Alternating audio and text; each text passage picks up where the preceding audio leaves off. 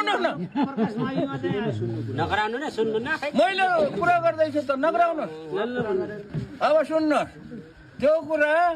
मनोमानी गर्यो के गर्यो भन्ने इन्टरनेट भन्ने चिज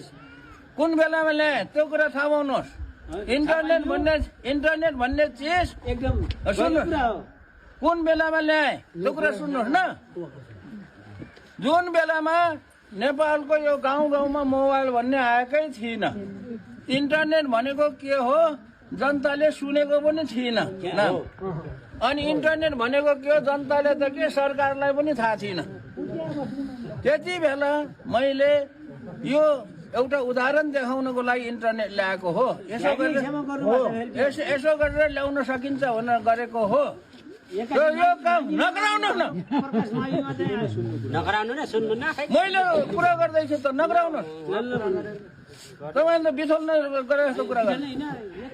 मैले किन प्रकाश माइमे ल्याइनँ भन्ने कुरा म भन्छु त्यति बेला यो बागलुङको मान्छेमा बिनीको मान्छेलाई कसैलाई इन्टरनेट भनेको के हो थाहा थिएन मैले चाहिँ के गरेँ भन्दाखेरि त्यति बेला एउटा उदाहरण दिएको हो मैले चाहिँ झन्डै 200वटा जति गाउँहरूमा इन्टरनेट पुर्याएको हो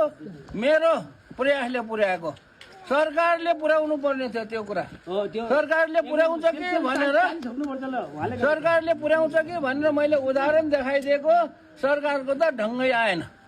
म एकजना व्यक्तिले नेपालभरि तपाईँको स्कुलमा तपाईँको